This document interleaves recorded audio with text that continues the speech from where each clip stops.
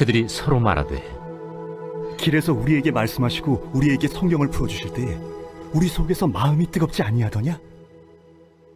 곧 그때로 일어나 예루살렘에 돌아가 보니 11 제자 및 그들과 함께한 자들이 모여 있어 말하기를 주께서 과연 살아나시고 시몬에게 보이셨다. 두 사람도 길에서 된 일과 예수께서 떡을 떼심으로 자기들에게 알려주신 것을 말하더라. 누가복음 24장에 보게 되면 예루살렘을 떠나서 엠마오로 가는 두 제자를 보게 됩니다. 그러니까 예루살렘에 떠나는데 떠나는 이유가 있어요. 그 이유가 무슨 이유냐면 예수가 살아나셨다는 거예요. 살아났다. 그거에 대해서 잘 믿어지지 않고 또 어떤 문제가 있냐면 그 예수님이 죽으심에 대해서 그들이 이해를 못하는 거예요. 아니 그렇게 능력이 많았던 분인데 그분이 죽어? 이게 이해가 되지 않으니까 그들이 예루살렘을 떠나서 엠마오로 갑니다. 근데 그들이 갈 때 얼굴에 슬픈 빛, 슬픈 얼굴을 가지고 있고요. 절망과 좌절 가운데 그들이 걸어가고 있습니다. 그런데 이들에게 대반전, 완전히 대반전의 기회가 주어지게 됩니다. 그것을 성경은 이렇게 말합니다. 24장 33절 말씀 읽도록 하겠습니다. 그때로 일어나 예루살렘에 돌아가 보니 지금 어떻게 됐어요? 예루살렘을 떠나다가 다시 돌아온 거예요. 떠나다가 돌아왔다. 그게 대반전을 가져왔다 그 말입니다. 그래서 이 대반전을 가져와 가지고요. 그들이 이제는 어떤 일을 하느냐? 그곳에 왔을 때는 너무너무 기뻐하는 거예요. 너무너무 기뻐합니다. 24장 41절에 보게 되면 그들이 너무 기쁨으로 응?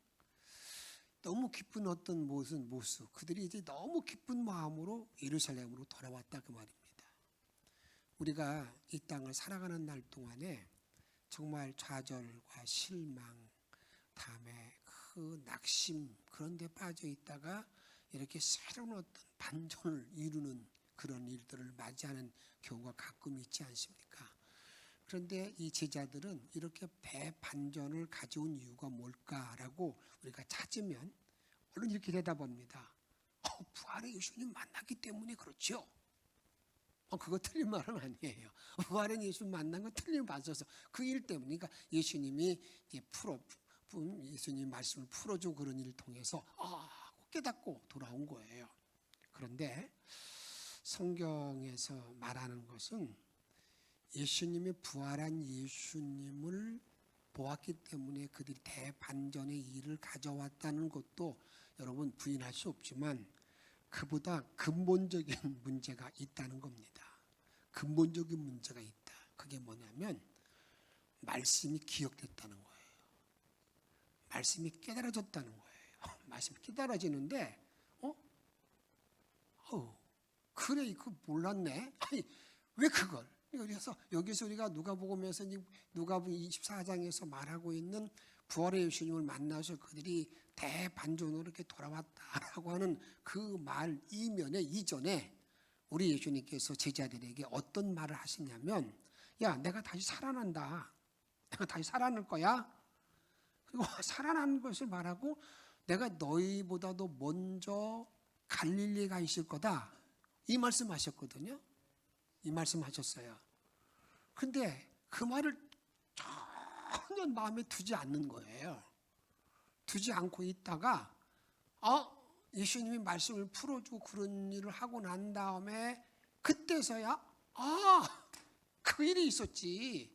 그래 그 일이 있었네. 그 말씀이 기억나는 거. 그 말씀이 기억나는 일을 우리들에게 말씀하고 있다 그 말입니다. 그래서 이 여인들이 놓친 것은 예수님의 말씀 기억하라는 말씀, 내가 너에게 일러준 말씀, 그 말씀을 놓친 거예요. 성경이 이렇게 말합니다. 누가복음 24장 6절 말씀 같이 한번 읽겠습니다. 여기 계시지 않고 살아나셨느니라.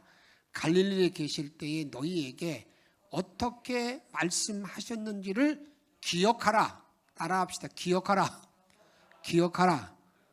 여러분 어떻게 말씀하셨다 그래서 앞에서 제가 내가 살아날 거다. 내가 먼저 갈릴리 가 있을 거다. 이 말씀 내가 살아날 거다. 그럼 잘 보세요. 그러면 그 말씀을 믿었다고 그런다면 예수님이 부활 예수님을 만나러 갔을 때에 시신이 있을 때가 걱정거리가 될까요? 시신이 없을 때가 걱정거리가 될까요? 잘 이렇게 기억이 무슨 말이 모르겠어요? 예수님 말씀을 내가 온전히 믿었다고 그런다면 무덤에 갔어. 무덤에 갔는데 그 자리에 시신이 놓여 있는 게 걱정이 됩니까? 시신이 없는 게 걱정이 됩니까? 고마워요. 오늘 말씀 그게 요점이에요. 무슨 말인지 아시겠죠? 아니 그 말씀 믿어졌으면 거기 갔을 때 시체가 딱 놓여 있네. 그러면 무슨 문제가 생기는 거예요? 예수 가짜네. 예수 말씀한 게 거짓말이네. 그게 된다고요. 여러분들이 자기가 교주라고 말하는 많은 사람들 가운데 보게 되면 난 안 죽는다. 여러분 그러다가요 그들 가운데 그에 따르는 모든 사람들은요 안 죽어야 되는데 죽었다고요. 그러고 나서 이제는 어떻게 그냥 계속 너무 썩으니까 땅에다 묻고 나서 어떤 마음으로 기다려요? 살아날 거야. 살아날 거야. 그게 비일비재예요. 신천지 교주도 똑같을 겁니다. 자기는 안 죽잖아요. 죽어보세요. 그러면 완전히 무너지는 거거든요. 그 일이. 그러니까 지금 문제는 거기 있는 거예요. 예수님이 부활하신 것에 대해서 의심하고 그런 것들은 이미 그 전에 그걸 믿지 못했기 때문에 오는 결과로 우리에게 주어져 있다 그 말입니다. 그래서 그들이 그 일을 이제 예수님이 시신이 계시지 않는 그런 것을 보고 난 다음에 뭐가 생각이 나냐면 누가복음 24장 8절 보게 되면 그들이 예수의 말씀을 뭐하고 기억하고 이제 정신이 번쩍 들었어요. 정신이 번쩍 들어서 그래 예수님 말씀하셨는데 그래 그분이 살아나신다고 했는데 여기 시신이 계시면 안 되지. 기억하고 그리고 난 다음에 무덤에서 돌아가 다른 사람에게 막 전파한 거예요. 저는 먼저 여러분을 축복하는 것은 남은 모든 날 동안에 이런 제자들의 우를 좀 범하지 않으면 좋겠어요.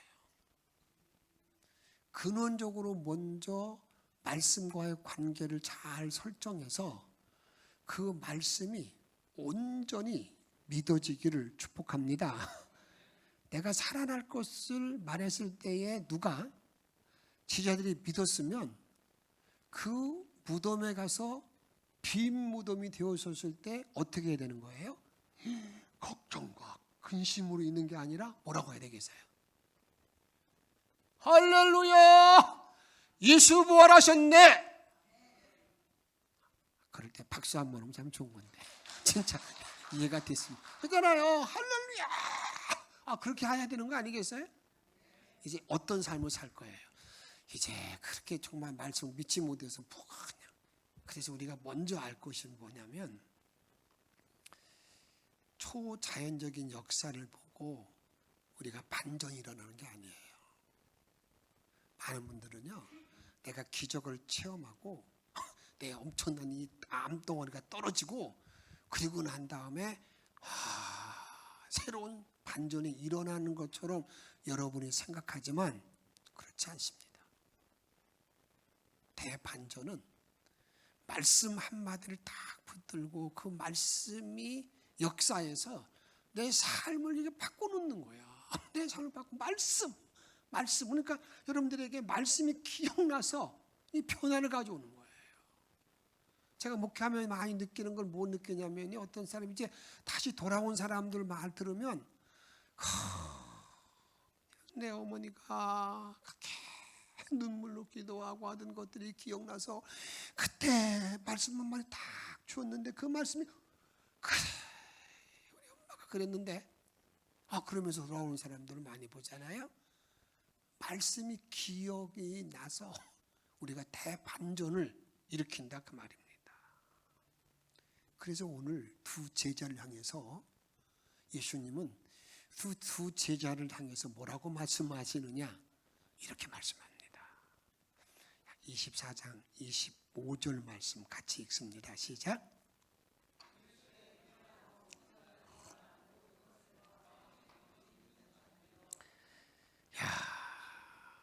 마음에 더디 믿는 자들이요. 너무 안타까운 거예요. 아니 지금 어느 때인데 말이야 이미 다 내가 이렇게 말했는데 그걸 더디 믿는 자요. 그래서 미련해서 말이죠. 미련해서 마음을 더디 믿는 거예요. 그러니까 내가 이미 그걸 믿고 나가고 움직이면 그 말씀이 나를 생동력 있게 살아 움직이도 나를 이끌어 주시는데 내가 마음에 받아들이지 않는 거예요. 내 마음에 받아들이지 않아. 그래 믿지 않기 때문에 지금 얼굴에 슬픈 빛을 띠고 예수가 죽을 수가 없는데 아니 뭐 또 살아났다고 그 쓸데없는 소리들 하고 있네. 그러면서 그냥 걸어가고 있을 때 주님께서 말씀을 더디 믿는 자요. 말씀을 더디 믿는 자요. 그래서 뭐 예수님은요 너무 인자가 풍성하셔서 더디 믿는 자들을 알방 빡 때리는 인자들 말이야. 내가 몇 번이나 얘기했어. 그렇게 하지 않아요. 여러분 어떻습니까? 자녀들이 몇 번 일러줬는데 그 부활한다는 얘기는 주님은 몇 번 하신 줄 아세요? 성경에 보면 3번 했거든요. 3번 동안은 한 번도 못 믿고 나서 있는데 그러면 좀 한번 알밤 좀 주박을 만한데 주님은 그렇게 하지 않습니다. 이게 주님의 사랑이 거기 있어요. 이게 좀 미련해도 그 미련을 벗기는 거 어떻게 벗기느냐 보세요. 27절 2에 모세와 모든 선지자의 글로 시작하여 모든 성경에 쓴 바 자기가 누구예요? 예수에 관한 것을 어떻게 자세히 설명하더라. 자세히 설명하더라. 그러잖아요. 자세히 설명했대. 이 자세히 설명해 줍니다. 그리고 나서 그들이 이제는 그들이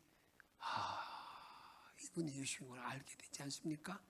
알게 될 쯤에서 예수님은 피했어요. 그리고 그들이 돌아오게 된 거예요. 여기서 여러분들에게 제자들의 그 의심을 잠재운 것, 제자들의 그 어떻습니까? 마음의 불안을 잠재운 것은 뭐냐?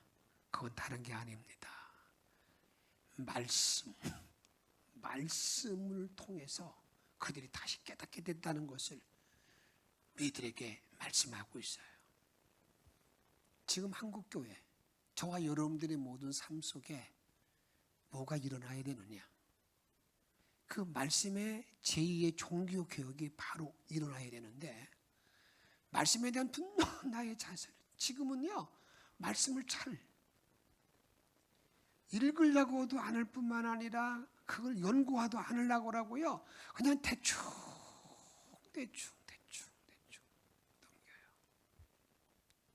목사도 설교할 때도요 말씀을 풀어헤치기보다도요 예화 들어서 그냥 재밌게 그냥 교회 와서 웰빙 예배 드리도록 그러니 생명력 있는 능력이 내 삶 속에 나타나지 않는다 그 말이에요.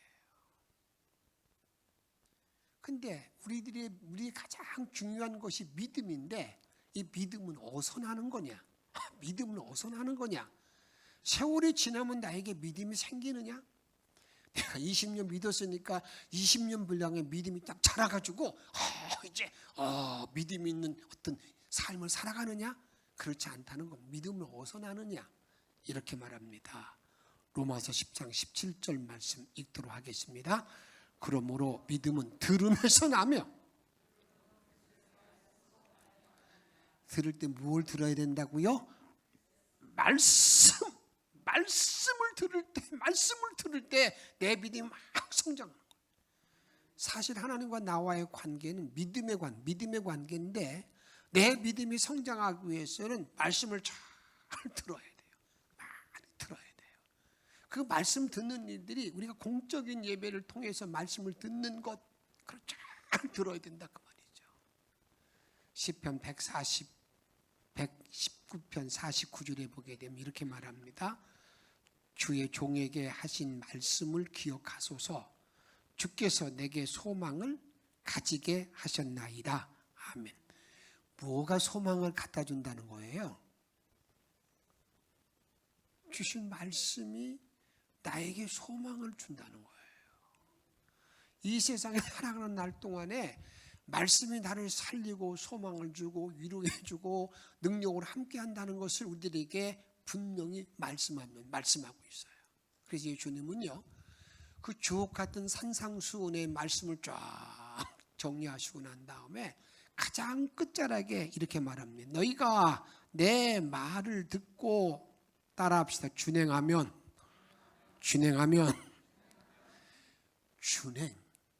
내 말씀을 듣고 믿고 행동에 옮기면 반석 위에 집을 지은 지혜로운 사람 같은, 반석 위에 집을 짓는 사람.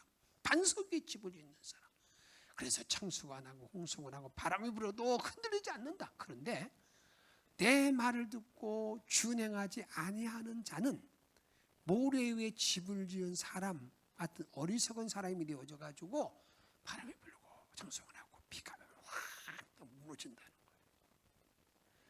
말씀이 나를 살리고 나를 반전시킨다 그 말이에요. 그래서 오늘은 말씀이 가져다 주는 세 가지 변화, 이걸 간단하게 말씀드리고자 해요. 말씀이 나에게 임하면, 내가 말씀을 바로 받아들이게 되면 나에게 어떤 변화가 찾아오는 건가? 제일 첫 번째는요, 마음의 변화. 마음. 사람은 마음이 문제잖아요. 마음인데 어떤 변화를 가져오는가? 24장 32절 말씀 읽습니다. 그들이 서로 말하되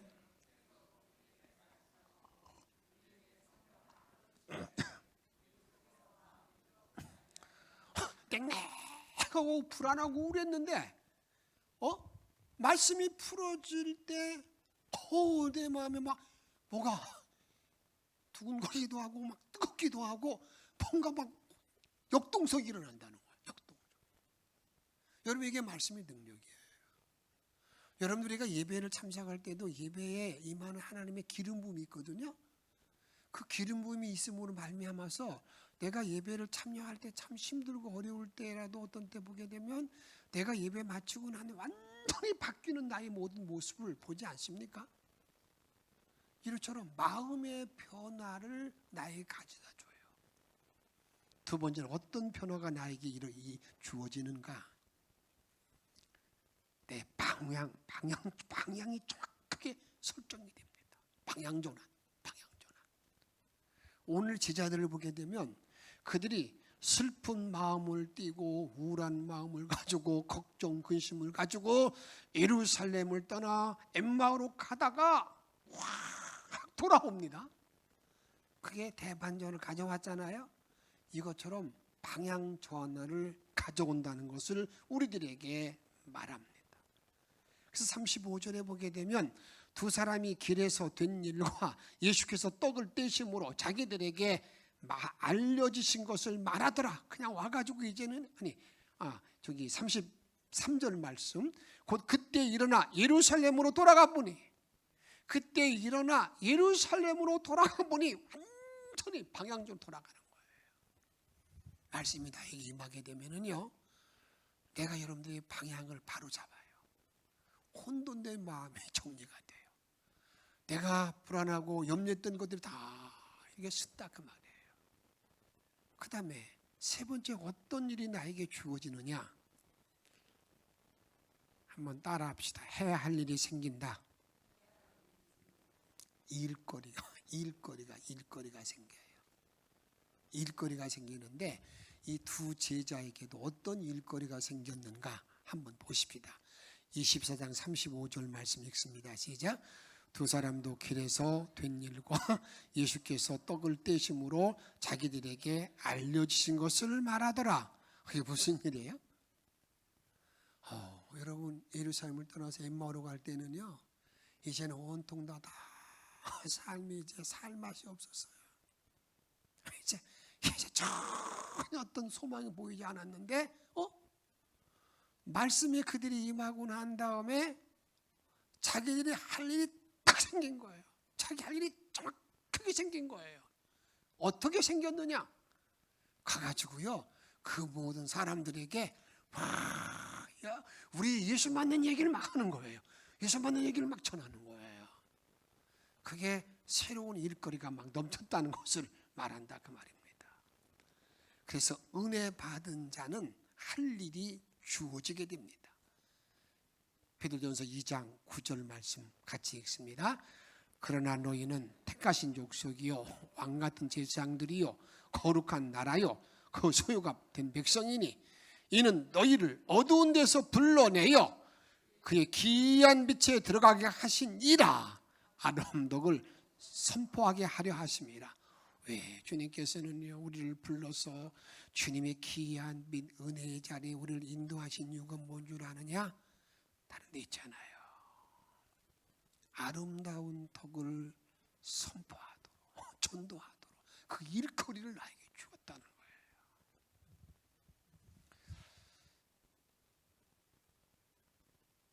살아가는 힘은 어디서 오는가라는 그런 책이 있습니다.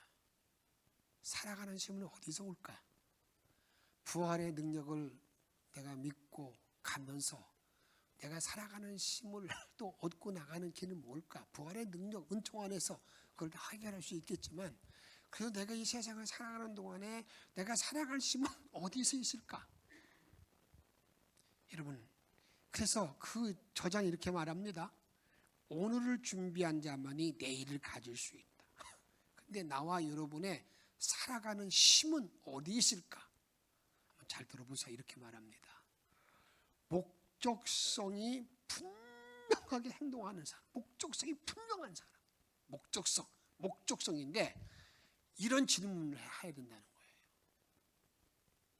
내가 침대에서 일어날 분명한 이유가 있는 사람, 그런 사람들은요 살아가심이 넘치는 이거. 예수 믿지 않는 사람이 말한 거지만 내가 부활에 대한 걸 뻔히 알고 있는 모르는 사람은 여러분 그냥 아침에 일어나서 침대에서 일어날 그런 이유가 있지 않습니까? 아침에 좀 일어날 때 침대에 일어날 이유가 별로 생기지 않아요? 그러면 그냥 참 그건 좀 다시 한번 잘 한번 생각해 보셔야 돼요. 내가 침대에서 일어날 분명한 이유를 가지고 있는 사람은요 아침에 벌떡벌떡 일어나주고 그런다고. 다음에는 또 이렇습니다. 두 번째는요 타인에게 배려하는 삶. 타인에게 배려하는 삶을 살면 자기도 모르는 사이에 즐거움이 찾아온다는 거예요. 즐거움. 내가 자꾸 이렇게 다른 사람을 좋게 하기 위해서 내가 행동하게 되면 자꾸 내 모든 삶 속에 어떻습니까? 이 즐거움이 계속 샘솟는다는 거예요. 그렇게 되면 내가 살아갈 이유를 가지고 있는 자가 되기 때문에 어떻습니까? 이 땅을 살아가는 동안에 능력 있게 살아갈 수 있다는 것을 말하고 있어요. 저는 부탁드립니다. 오늘 주님께서는 우리가 이 땅을 살아가는 모든 날 동안에 때로는 뭐가 있습니까? 때로는 슬픔을 쓸 때이고 우울한 마음을 가지고 근심과 의심을 가지고 그냥 유리방황한 그런 자리에 나갈 때가 있어요. 그런데 그런 이유들이 왜 그럴까? 부활의 예수님 못 만나서 그럴까? 여러분 물론 그것도 그래요. 그런데 우리 주님 오늘 정확하게 말씀하시기를 아니래요. 내가 먼저 하신 말씀을 너희들이 기억하지 못하고 다 잊어버리고 믿지 않았기 때문이라는 거예요. 이미 다 주었는데. 그러면서 오늘 우리들에게 말씀이 나에게 주는 변화를 말하고 있습니다. 어떤 변화를 주느냐? 마음의 변화. 지금까지 내 마음에 막 우울한 것이 다 바뀌고요. 이렇게 마음에 어떤 생동력 있게 살아가는 마음의 변화를 주는 거예요. 그 다음엔 어떻습니까? 나로 하여금 방향 전환을 바로 일으켜줍니다. 잘못된 걸 돌아오도록. 그 다음에 나에게 해야 할 일을 말씀이 부딪히게 되면 내가 할 일을 나에게 주셔요. 이런 복된 삶으로 남은 일생을 승리하는 사랑하는 영천의 성도들이 다 되어지기를 주의 이름으로 축복합니다. 오늘 우리 찬양 후 말씀 찬양은 없는데 560찬양 찬양 후로 기도합시다. 여러분들이 2부 때는 없기 때문에 제가 오늘 적어놓지 않았었는데 오늘 주신 말씀 붙들고 기도하시도록 하겠습니다. 563자 예수 사랑하십니다.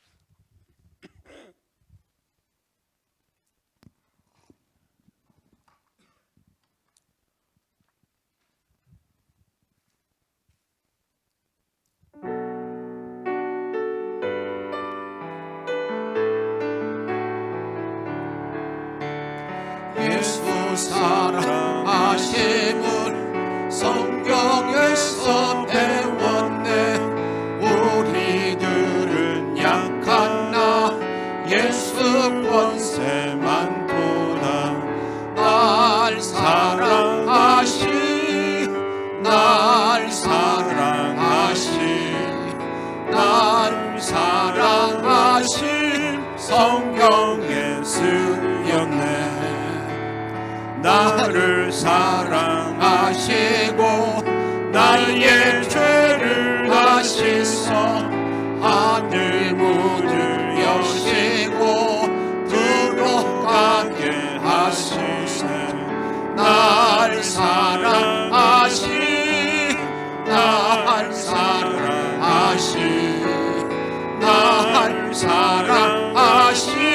성경에 쓰였네.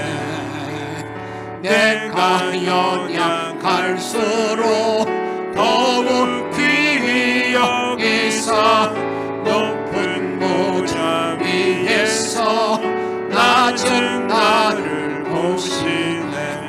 날 사랑하신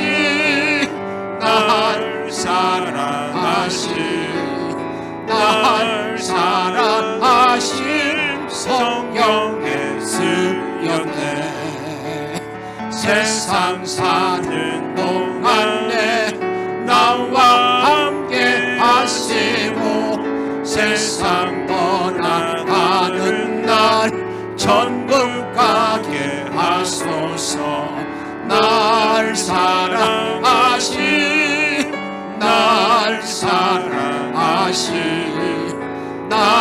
사랑하신 성경에 쓰였네.